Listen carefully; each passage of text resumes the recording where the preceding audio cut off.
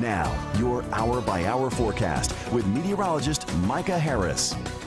Yeah, that rain's still moving on out, and once that moves on out, all of it, which we still have a couple of sprinkles down in the mountains, but once all of it's long gone, we are done with for today. At Lexington, we're done with the rain. Going to Danville, Richmond, we're just fine. Virtually everybody at this moment is over with the rain. That front is not all the way through down in southeastern Kentucky. Another 30-45 minutes, cold air rushes on in, or I say colder air rushes on in. You're in the 50s now, but the rest of us there in the 40s. It's 40 degrees right now in Lexington as things are looking pretty good this morning. It's 53 by the afternoon. And that's a nice day. I know it's not the mid-upper 60s like we felt yesterday. Some of us got even close to 70 degrees yesterday, those strong winds. But still, 53, that's well above average. It's about 10 degrees above average with mostly sunny skies. So today is your day to take advantage of. Teachers, get the kids outside. Also, if you have any plans to get out and about and do anything outdoors, you'll want to do it today. The reason being, tomorrow it'll feel nice, but here comes some showers and thunderstorms in the forecast. Some of these storms, I'm very confident we'll have a line of strong storms, but also the possibility of some severe weather within that. So mixed in, this isn't an outbreak type of situation, but still you're looking at least a few severe cells rolling through the viewing area. This is going to be tomorrow afternoon, anywhere from, I would say, noontime to about 5-6 p.m. as it moves through the southeast. That's going to give us that damaging wind threat. That is your best bet for tomorrow as these storms pass on through. So obviously that's the focus of our forecast is tomorrow. Once again, that's afternoon, off into the evening, it fades away, off into the night, colder air rushes on in. We're dropping this almost 30 degrees in about 12 hours. I mean, this is going to be a big shot at some chilly air. And also that snow chance in the forecast. Will we get much out of this? Don't expect any accumulation whatsoever. So I believe the kids, all kids, will go back to school there on Wednesday. Won't be an issue as that front moves on through. There's just a little snow spitting out of the sky, and that goes for Thursday too with the wintry mix. But still, none of these days are high impact days. And once we approach tomorrow afternoon, Billy, that's what I call you during a commercial. Billy, where are you? Bill. All right, my close friends do. That's yeah, fine. Your close friends. Yeah, but once we get past tomorrow, it's not smooth sailing, still pretty active, but it's just not an extremely active and very concerning week. It's just there's a lot going on throughout the work week. So every day we have a little something. I could still go by Billy because if you divide by 4, if my birthday had been today, I would be I'd just be like 13. That's true. Okay? That's true. That's a cool story coming out. Here it is. This is leap year, and today is February 29th, leap day. It is a very special day for 84-year-old Paul Nebels of Pennsylvania, who's really only celebrating his 21st birthday today. Nebels says he usually celebrates on February 28th or on March 1st. But this year, family and friends threw him a big surprise party there. About 180,000 people, by the way, will celebrate in this country a birthday today. So a big day. Yeah, they get to sort of choose their birthday if it's February 29th.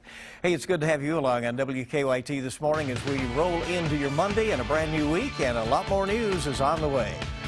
Coming up, Oscar's big winners, memorable moments, and Chris Rock's take on the diversity issue. We report from Los Angeles. Plus, taxpayer hacking. The IRS reveals how big the data breach really was.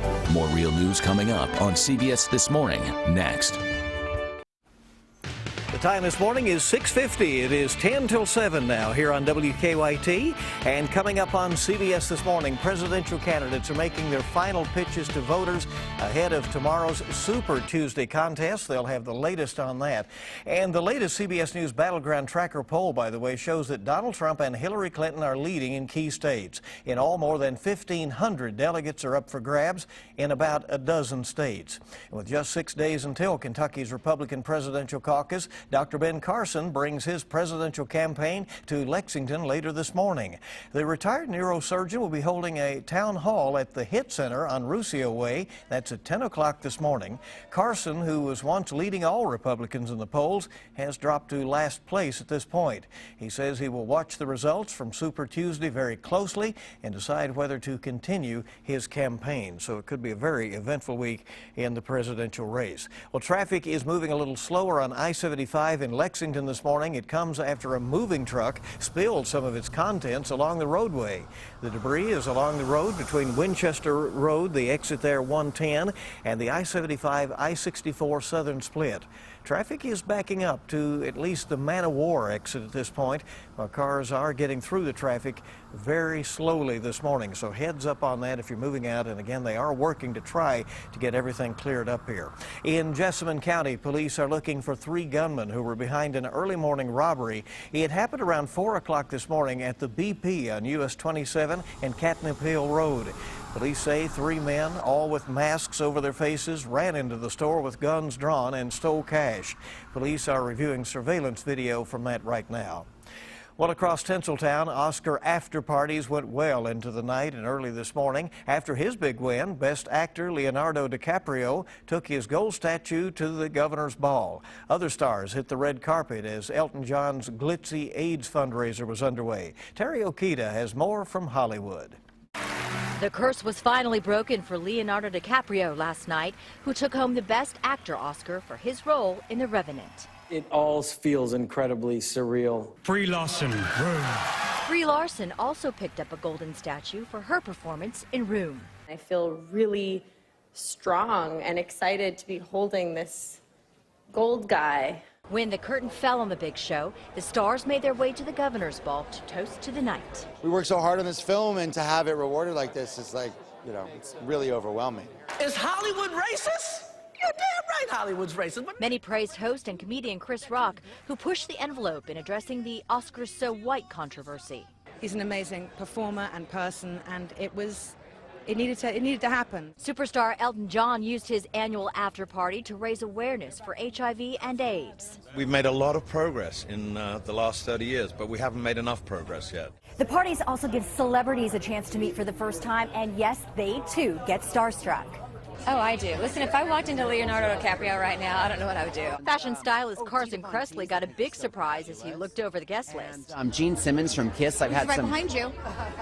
Oh my God! I was just talking about you. I heard. You're one of my faves. Can I touch you? I wish you would. The glitz and the glamour were not lost on Tinseltown's biggest night, as celebs showed off their styles and awards into the early hours. Terry Okita, CBS News, Hollywood. And the Vanity Fair party always draws A-listers to the event. Guests included Leonardo DiCaprio and his Oscar, and Jennifer Lawrence, Selena Gomez, and Blake Shelton, with a performance as well by Gwen Stefani. Well, a 4-year-old boy has been freed after his arm was stuck for hours in the first vending machine that he had ever seen. The nearly 6-hour ordeal began when the child tried to reach into the machine in a Melbourne hotel lobby and then became trapped by its anti-theft mechanism. Rescue workers distracted the child, who's named Leo, by showing him cartoons on their cell phones and so forth, giving him a stuffed toy as they worked to free him. But he had to be sedated a couple of times as well. He was eventually freed and sent to the hospital to be checked out. So it all ends okay, but a little scary experience for that little guy. Well, you'll find the latest news anytime on WKYT.com. Of course, we're up with the latest weather forecast, including a day we'll be watching tomorrow as Mike is tracking potentially strong to severe storms.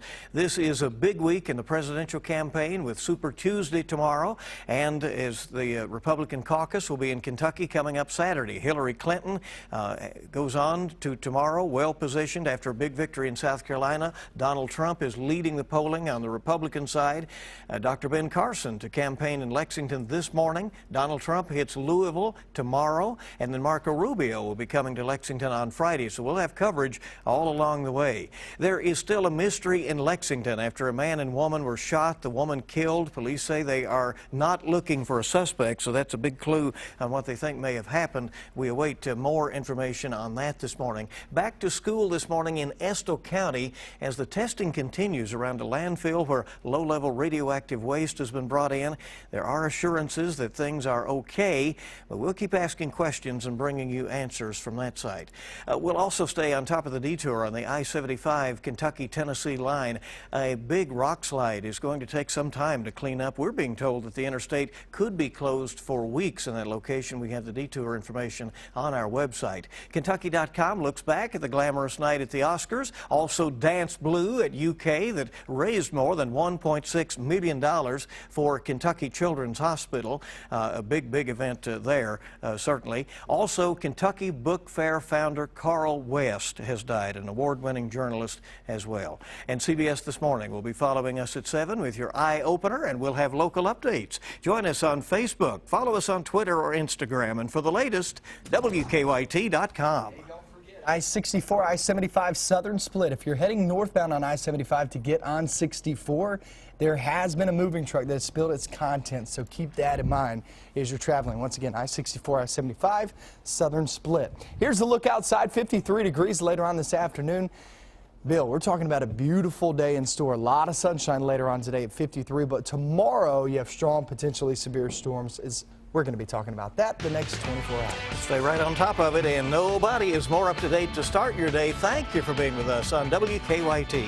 CBS This Morning is next. Have a great Monday.